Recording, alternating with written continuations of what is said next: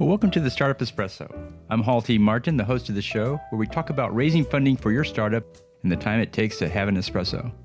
I hope you enjoy this episode. Hello, this is Hall T. Martin with the Startup Funding Espresso, your daily shot of startup funding and investing. If you have too many former founders with stock who no longer work at the company, then you may need to clean up your cap table.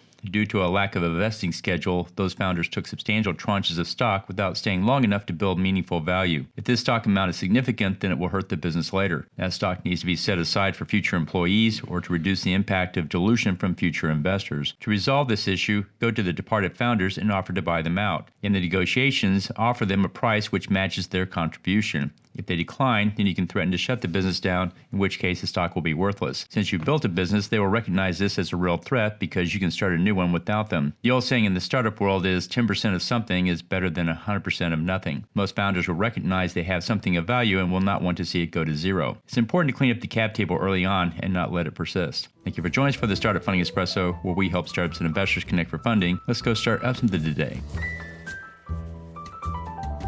Hall T. Martin is the director of Investor Connect, which is a 501c3 nonprofit dedicated to the education of investors for early-stage funding. All opinions expressed by Hall and podcast guests are solely their own opinions and do not reflect the opinion of Investor Connect. This podcast is for informational purposes only and should not be relied upon as a basis for investment decisions.